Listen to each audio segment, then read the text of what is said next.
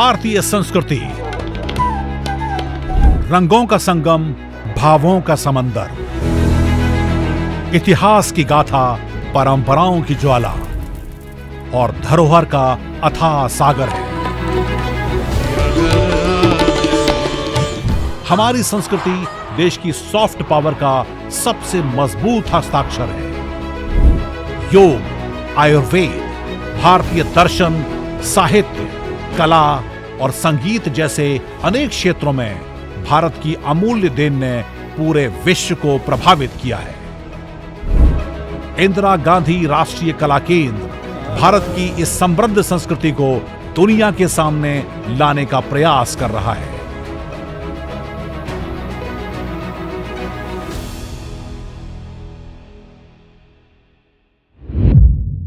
नमस्कार, स्वागत है आप सभी का IGNCA मिनिस्ट्री ऑफ कल्चर की इस खास पेशकश में। मैं हूं आपके साथ नमिता। भारत की संस्कृति का सौंदर्य इसकी डाइवर्सिटी और इसकी विरासत में है। यहाँ भारतीय संस्कृति के अलग अलग पहलुओं जैसे कि आर्ट, म्यूजिक, लिटरेचर, इन्हें प्रमोट किया जाता है।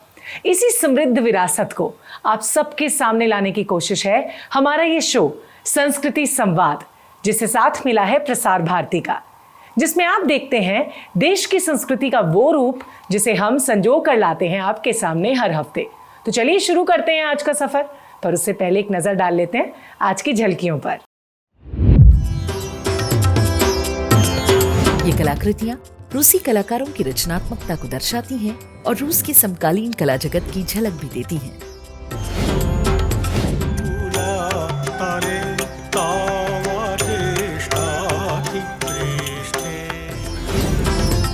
काशी क्षेत्र में इंसान के अस्तित्व की पहली निशानियां 12 लाख साल पहले तक मिलती हैं। मेरे वालिद के फरमाने के मुताबिक तो बहुत ही उनका बड़ा अजीम कंसेप्शन था। उन्होंने कैसे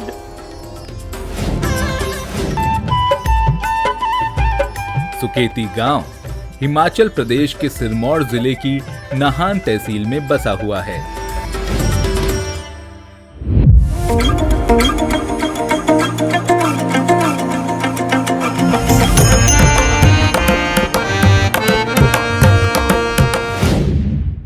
भारत में कला न सिर्फ गैलरियों या मंचों तक सीमित है, बल्कि ये हर व्यक्ति की रगों में बहती है। रिच हेरिटेज का ये जश्न इस देश को एक लय में बांधे रखता है। कला के क्षेत्र में आए दिन होने वाले कार्यक्रमों को आपके सामने लाने की हमारी कोशिश रहती है। हम हर हफ्ते अपने शो में जाने माने कलाकारों के performances, painting exhibitions, eminent scholars द्वारा किसी सब्जेक्ट पर talk show, important book launch, Bharat के महान विद्वानों की याद में मेमोरियल लेक्चर से आपको रूबरू करवाते हैं। तो आगे बढ़ने से पहले आइए जल्दी से एक नजर डाल लेते हैं इस हफ्ते की सुर्खियों पर। सुर के साथ जब साज मिलता है तो संगीत जीवंत हो उठता है। इसीलिए संगीत में वाद्य यंत्रों का स्थान महत्वपूर्ण है। तबला, मृदंग, वीणा, सितार जैसे वाद्य यंत्र सदियों से भारतीय संगीत का अनिवार्य हिस्सा हैं। ये वाद्य यंत्र भारतीय संगीत को अद्वितीय बनाते हैं। इसी तथ्य को ध्यान में रखते हुए क्षेत्रीय केंद्र बंगलुरु ने नाद तरंगिनी कर्नाटक संगीत में वाद्य यंत्रों के योगदान कार्यक्रम का आयोजन किया। इसमें गुरु डॉक्टर सुमा सुधींद्र ने कर्नाटक संगीत में वाद्य यंत्रों की भूमिका पर व्याख्यान दिया। The main instruments of Carnatic music traditionally are veena, gotuvadyam, which I have forgotten to mention there, flute, mridangam, khanjira, nadaswaram, tawil and ghatam. All these instruments are handmade. No two instruments look alike and no two instruments sound alike. अभिलेखागार किसी देश की स्मृति के रूप में कार्य करते हैं। ये हमारे सांस्कृतिक ऐतिहासिक दस्तावेजों को संरक्षित करते हैं और आने वाली पीढ़ियों को अपने इतिहास, संस्कृति से परिचित कराने का काम करते हैं। इसी क्रम में अंतर्राष्ट्रीय अभिलेखागार सप्ताह के अवसर पर एक संगोष्ठी का आयोजन किया गया। संगोष्ठी में कश्मीर के ऐतिहासिक और धार्मिक स्थलों तथा संस्कृति पर आतंकवाद के प्रभाव पर पूर्व सैन्य अधिकारियों ने अपने विचार रखे। When we talk of cultural heritage, it is not a singular thing. It's not only related to tangible. We shouldn't associate it only with the buildings. It is both tangible and non-tangible. इस अवसर पर माइक्रोफिल्म्स और हस्तलिखित दस्तावेजों का विवरणात्मक catalogue दर्शना volume 4 भी launch किया गया। सेना अगर कोई धरोहर की रक्षा का काम कर रही है या मानवाधिकार की रक्षा का काम कर रही है तो ये सेना के काम का एक नया डायमेंशन है। भारत और रूस के संबंध दशकों पुराने हैं। दोनों देशों के बीच सांस्कृतिक आदान प्रदान का सिलसिला लंबे समय से चला आ रहा है। इन संबंधों को और मजबूती प्रदान करने के लिए IGNCA में एक अनूठी प्रदर्शनी का आयोजन किया गया। इसमें रूसी कलाकारों की पेंटिंग, प्रिंट्स और फोटोग्राफ के संग्रह को प्रदर्शित किया गया। ये कलाकृतियां रूसी कलाकारों की रचनात्मकता को दर्शाती हैं और रूस के समकालीन कला जगत की झलक भी देती हैं। प्रदर्शनी का उद्घाटन रूसी संघ दूतावास के मंत्री सलाहकार और मिशन के उप प्रमुख रोमन बाबुश्किन ने किया। कम समय में अधिक लोगों तक पहुंचने का एक सशक्त माध्यम है टीवी की इस ताकत को ध्यान में रखते हुए IGNCA ने संसद टीवी के साथ समझौता किया है। इससे भारतीय कला और संस्कृति को अधिक से अधिक लोगों तक पहुंचाने में मदद मिलेगी। इस समझौते के अंतर्गत IGNCA द्वारा बनाए गए कार्यक्रम संसद टीवी पर प्रसारित किए जाएंगे और संसद टीवी IGNCA के आर्काइव का इस्तेमाल कर सकेगा। इससे दर्शक भारतीय कला और संस्कृति की विविधता से परिचित होंगे। हमारा ये मानना है कि IGNCA की जो बहुत बड़ी धरोहर है, जो कला और संस्कृति से संबंधित धरोहर है, उसको संसद टीवी के साथ इस MOU के माध्यम से एक व्यापक प्रचार प्रसार के अवसर प्राप्त होंगे। आज बड़ी खुशी की बात है कि संसद टीवी और IGNCA के बीच में ये MOU हम लोग ने साइन किया है। उसके तहत जो कोलैबोरेशन है, जो IGNCA के प्रोग्राम्स हैं, वो हम लोग अपने संसद टीवी चैनल पर दिखाएंगे। हिंदी में देश को एक सूत्र में पिरोने की क्षमता है। यही कारण है कि हिंदी को भारत की राजभाषा का दर्जा दिया गया है। अब तो ये वैश्विक भाषा बन गई है। आज ये शिक्षा, साहित्य, संचार और व्यवहार के साथ साथ व्यापार की भी भाषा है। भारत सरकार हिंदी के प्रयोग को बढ़ावा देने के लिए कई तरह के कार्यक्रम चला रही है। कार्यालयों में हिंदी में कार्य करने के लिए प्रोत्साहित किया जा रहा है। इसी कड़ी में IGNCA के राजभाषा विभाग ने हिंदी कार्यशाला का आयोजन किया। इस कार्यशाला में कार्यालय के कामकाज में हिंदी के उपयोग को बढ़ावा देने के बारे में विस्तार से बताया गया। भारतीय संस्कृति में गुरु को सर्वोच्च स्थान दिया गया है। संगीत और नृत्य के क्षेत्र में हमारे प्रसिद्ध कलाकारों ने पूरी दुनिया में अपनी प्रतिभा का लोहा मनवाया और इसी ट्रेडिशन को निभाते हुए इंदिरा गांधी राष्ट्रीय कला केंद्र दीक्षा कार्यक्रम आयोजित करता आ रहा है, जिसमें हमारे देश के जाने माने कलाकारों के सामने उनके शिष्य अपनी कला का प्रदर्शन करते हैं। तो आज की इस विशेष प्रस्तुति में हम आपको मिलवाएंगे भारत की प्रसिद्ध नृत्यांगना और संस्कृति विदुषी सोनल मानसिंह जी से, जहां उनके शिष्यों ने अपने प्रदर्शन से उनको गुरु दक्षिणा दी। तो आइए देखते हैं कैसे सोनल मानसिंह जी के शिष्य अपनी कला के माध्यम से गुरु दक्षिणा पेश कर रहे हैं।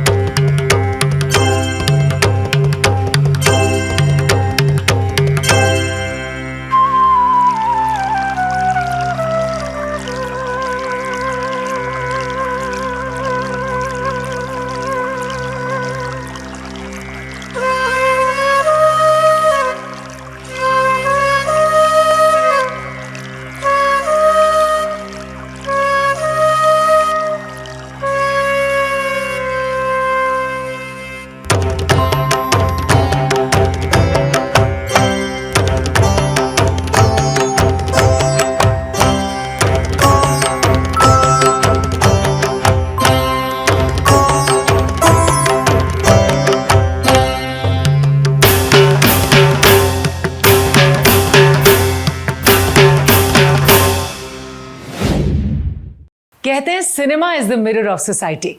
फिल्में सिर्फ हमें एंटरटेन ही नहीं करती बल्कि हमारे आइडियाज को बदल के हमें इंस्पायर भी करती हैं।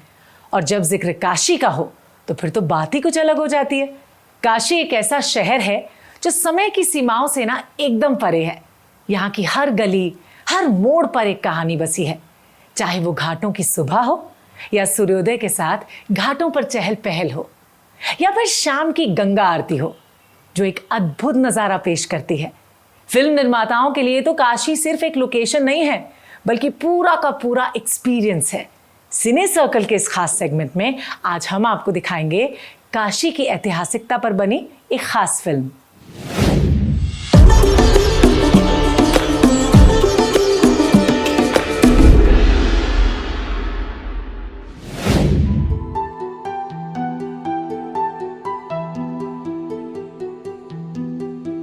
काशी या वाराणसी दुनिया के ऐसे सबसे पुराने नगरों में से एक ऐसा नगर जो तब से वैभव से भरा रहा है जब दूसरे प्राचीन शहरों की कल्पना तक नहीं की गई थी। काशी क्षेत्र में इंसान के अस्तित्व की पहली निशानियां 12 लाख साल पहले तक मिलती हैं।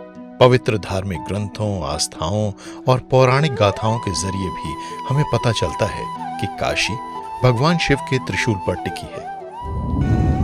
जब हम गंगा नदी के किनारों पर पहुंचते हैं तो काशी को दिया गया नाम महाश्मशान स्पष्ट हो जाता है। इस नगर को इसके भौतिक रूप में ही एक अत्यंत पवित्र तीर्थ नहीं माना जाता, आध्यात्मिक स्तर पर भी इसका बड़ा महत्व है। यहाँ कोई आत्मा जीवन और मृत्यु के चक्र को तोड़कर मोक्ष को प्राप्त कर सकती है। बिग बैंग और पृथ्वी के निर्माण के साथ ही अरबों साल के दौरान जीवन के लिए स्थितियां अनुकूल बनी। पेंजिया यानी महाखंड नाम का महाद्वीप बट गया। लॉरेशिया और गोंडवाना का एक भाग एशिया इससे टकराया, जिससे हिमालय का जन्म हुआ। गंगा हिमालय से निकलकर मैदानी इलाकों को जीवन देने निकल पड़ती है। ये उत्तर से दक्षिण की ओर सफर करते हुए पहली बार चुनार में विंध्य पर्वत श्रृंखला से मिलती है और दक्षिण की ओर अपनी यात्रा जारी रखने के बजाय उत्तर में वाराणसी की ओर मुड़ जाती है और इस लक्षण को अत्यंत शुभ माना जाता है। काशी क्षेत्र में मानव जीवन की पहली निशानियां बेलन घाटी में 12 लाख साल पहले मिलती हैं, जहां पाषाण काल वाले मानव के औजार मिले हैं। अन्य शहर सैन्य या राजनीतिक केंद्रों के तौर पर स्थापित हुए थे, लेकिन काशी के आज तक लगातार सबसे लंबे समय तक कायम रहने वाले नगरों में से एक होने की एक वजह यह भी है कि इसकी बढ़वार व्यापार पर आधारित रही है और उसके साथ वो संसाधन जुड़ते रहे जिनकी जरूरत शिक्षा की एक पद्धति को संभालने, कलाओं, संगीत और संस्कृति को संरक्षण देने और सबसे महत्वपूर्ण बात धर्म और आध्यात्मिकता की सहायता के लिए पड़ती है। जब चीन का एक यात्री फाहियान 5वीं सदी में चंद्रगुप्त द्वितीय के शासनकाल के दौरान काशी और सारनाथ आया तो उसने यहाँ मिलने वाले 4 बड़े स्तूपों और 2 मठों के बारे में लिखा। शिव या विश्वनाथ के पहले दर्ज मंदिर का निर्माण 490 ईस्वी में हुआ था, यानी फाहियान की यात्रा के दौरान। काशी में आदि शंकराचार्य के आगमन से ब्राह्मण विचारधारा पुनर्जीवित हुई। यहाँ उन्होंने ब्रह्म सूत्र पर अपने भाषण पूरे किए और अद्वैत की स्थापना की। उन्होंने भारत के 4 कोनों में पवित्र तीर्थों की भी स्थापना की। इससे पूरे देश में एक औपचारिक तीर्थ मार्ग बन गया। संत तुलसीदास ने काशी के घाट पर रामचरितमानस पूर्ण की, जो आज हिंदू धर्म के सबसे महत्वपूर्ण पवित्र ग्रंथों में से एक है। इससे शैववाद और वैष्णववाद के बीच का करीबी रिश्ता और मजबूत हुआ। इंदौर की रानी अहिल्याबाई होलकर ने 1777 में मौजूदा विश्वनाथ मंदिर बनवाया था। नगर ने फिर से अपना पूर्व गौरव प्राप्त किया और यहाँ की शिक्षा प्रणाली में फिर से जान डाली गई। माना जाता है कि 1760 और 1800 के बीच शहर में लगभग 500 मठों का निर्माण किया गया था।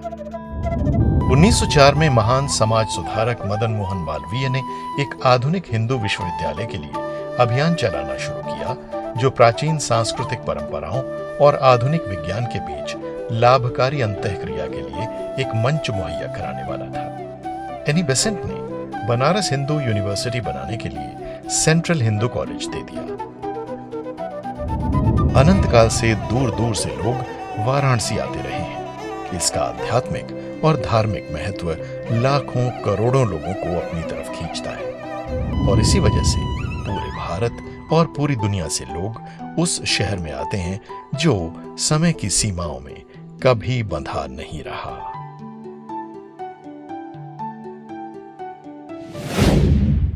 There is no knowledge superior to music. इसीलिए संगीत को भारतीय संस्कृति की आत्मा भी कहते हैं। ये बात वेदों और प्राचीन ग्रंथों में भी कही गई है। तो आज हम बात करेंगे प्रसिद्ध ध्रुपद गायक उस्ताद फहीमुद्दीन डागर साहब की। उस्ताद फहीमुद्दीन डागर एक ऐसा नाम जिसे भारतीय शास्त्रीय संगीत की दुनिया में बेहद आदर और सम्मान के साथ लिया जाता है। ध्रुपद गायकी के इस महानायक ने अपने संगीत से न सिर्फ भारत बल्कि पूरी दुनिया में अपनी एक अलग पहचान बनाई। अपने संगीत के माध्यम से वो शांति और आत्मिक आनंद की अनुभूति कराते हैं। उनकी गायकी में न सिर्फ स्वर और ताल का अद्भुत संगम है बल्कि उसमें एक अद्वितीय आध्यात्मिकता भी झलकती है।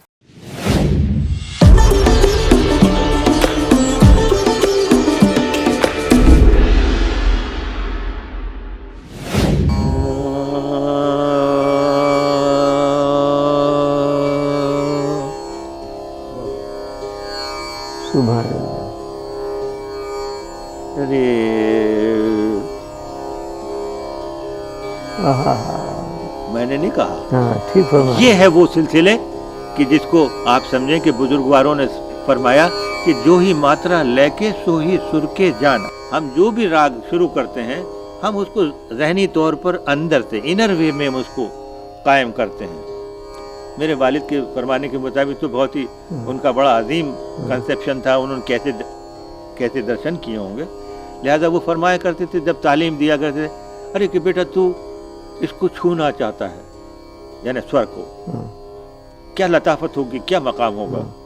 वो फरमाते थे कि बेटा तू इसको छूना चाहता है, अरे बेटा ये तो देखने से मैला हो जाता है, राग तेरे आंखों में ना उतरा तो तू क्या गाएगा।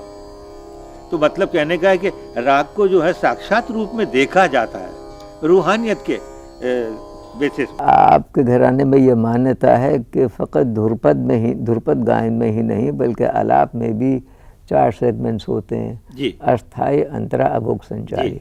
तो ये मेरे लिए तरह नई सी बात है, पहले इस पर रोकते जाने जरा से। सवाल ये है कि राग को हम जो है कॉम्बिनेशन नहीं मानते हैं, हम राग को पर्सनैलिटी के रूप में मानते हैं।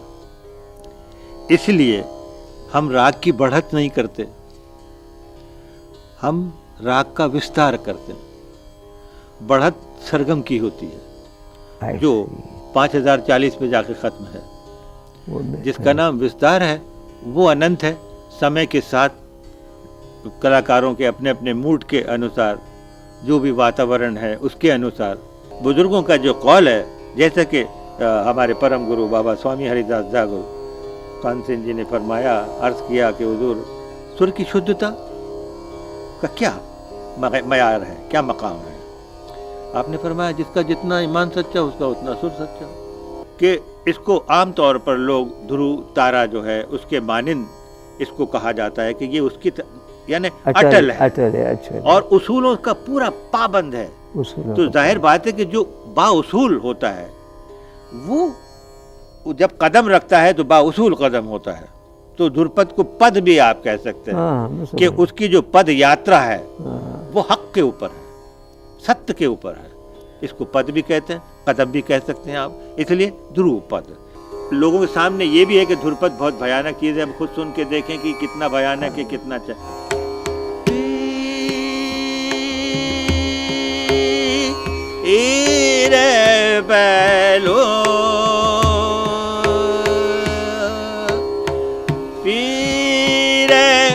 शाह मुरैद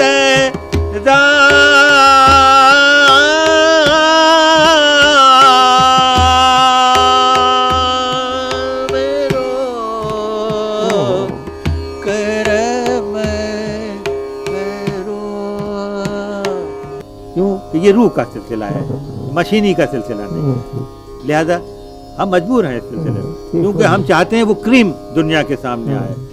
वरना इस शब्दों के अंदर क्या है, बहुत अच्छी अच्छी कविताएं दुनिया में मौजूद हैं, बड़े अच्छे अच्छे विद्वानों के सिलसिले मौजूद है, लेकिन ये सीधे साधे के भजन मन विश्वनाथ जैसे मनावे, देख याहू ने ननते जहां जहां मन जावे, शयन करत प्रयनाम जान, निद्रा लेत ज्ञान रे ध्यान, चलत फिरत प्रदक्षिण मन, जहां तहां मन आवे जावे, भजरे मन विश्वनाथ। वारो रे मैं गन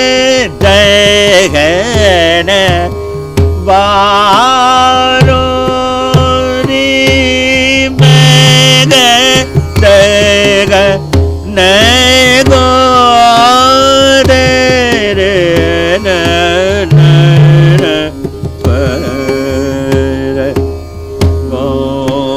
रे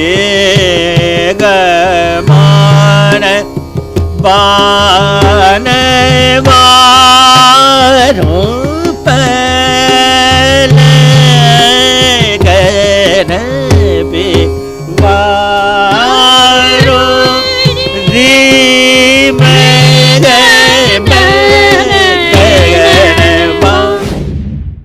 भारत गांव में बसता है। देश में आज लगभग 6.5 लाख गांव हैं। अगर भारत को जानना है तो गांव को जानना होगा, और इसी उद्देश्य के साथ शुरू हुआ national mission on cultural mapping, जो भारत सरकार की एक अनूठी पहल है, जिसमें देश के सारे गांव का दस्तावेजीकरण किया जा रहा है। इस अभियान को नाम दिया गया है मेरा गांव मेरी धरोहर, और अपने इस खास सेगमेंट में हम आपको दिखाते हैं भारत के किसी एक गांव की अनोखी संस्कृति और वहां की विशेष लोक कला। तो आज मेरा गांव मेरी धरोहर में देखिए हिमाचल प्रदेश के सुकेती गांव को, जो अपनी समृद्ध सांस्कृतिक और प्राकृतिक धरोहर के कारण जाना जाता है।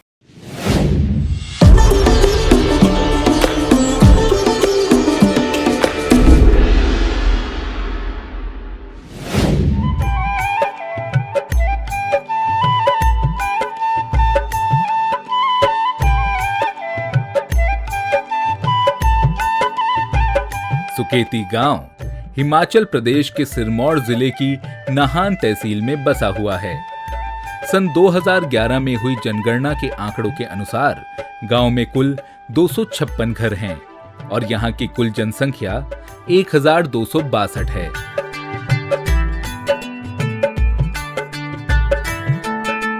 यहां स्थानीय रूप से हिंदी और पहाड़ी भाषा बोली जाती है। यहां की साक्षरता दर 76.72% है।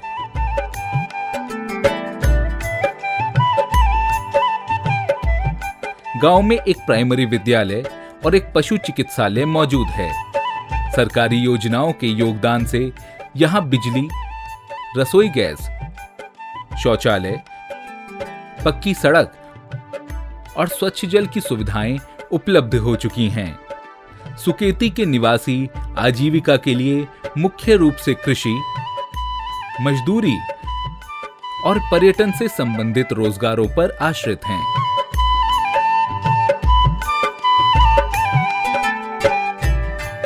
पतांडे, सिड्डू और अस्कलियां यहां के लोकप्रिय व्यंजन हैं।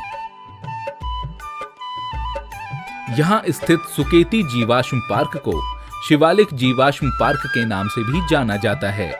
इस पार्क सन 1974 में किया गया था। सुकेती के नजदीक स्थित पौड़ी वाला शिव मंदिर की मान्यता है कि यहाँ पर रावण ने स्वर्ग जाने की सीढ़ी का निर्माण किया था। सुकेती गांव प्रकृति की अतुल्य सुंदरता समेटे हुए है। यहाँ मिले हजारों लाखों वर्ष पुराने जीवाश्म और धार्मिक मान्यताएं इस गांव को पर्यटन के लिए एक आदर्श स्थल बनाते हैं।